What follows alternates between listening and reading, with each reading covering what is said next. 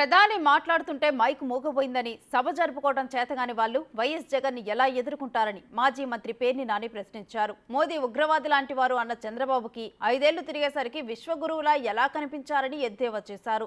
కాకినాడలో పాచిపోయిన లడ్డూలు చిలకలూరుపేటలో ఎలా తాజాగా మారాయని పేర్ని నాని దుయ్యబట్టారు.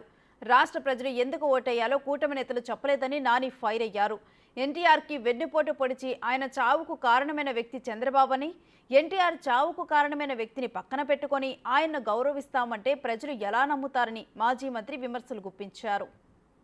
సభ జరుపుకోవడం చేత కాదు, మైకు మోగదు. మైకు ముందు సాక్షాత్తు ఈ దేశ ప్రధాని పావు గంట సేపు బొమ్మలాగా నుంచునే పరిస్థితి. సభ జరుపుకోవడం చేత కానటువంటి మీరు ఇంక జగన్మోహన్ రెడ్డి గారి మీద యుద్ధం, సంసిద్ధం. ఏం సంసిద్ధం? మీరు దేనికి సంసిద్ధం? ప్రధానమంత్రి గారిని ఆ రకంగా మీరు అవమానపరచడం.